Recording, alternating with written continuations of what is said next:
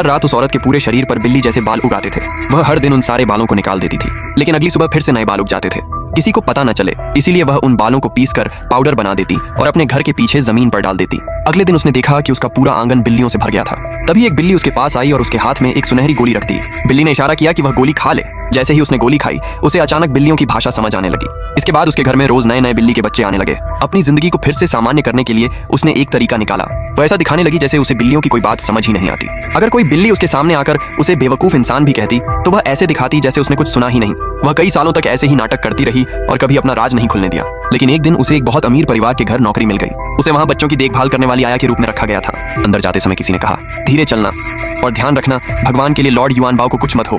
मेरे लॉर्ड, आप जल्दी ठीक हो जाइए। औरत ने पूछा, बीमार लॉर्ड कहाँ है? तभी उसे पता चला कि लॉर्ड युआन बाओ असल में एक बिल्ली थी।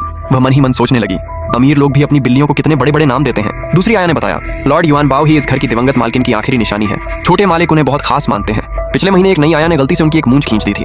छोटे मालिक ने उसी समय उसे नौकरी से निकाल दिया और अब बिल्ली की हालत बहुत खराब है। छोटे मालिक ने 3 दिन से ठीक से नींद भी नहीं ली। औरत ने पूछा, ये बिल्ली इतनी खास है क्या?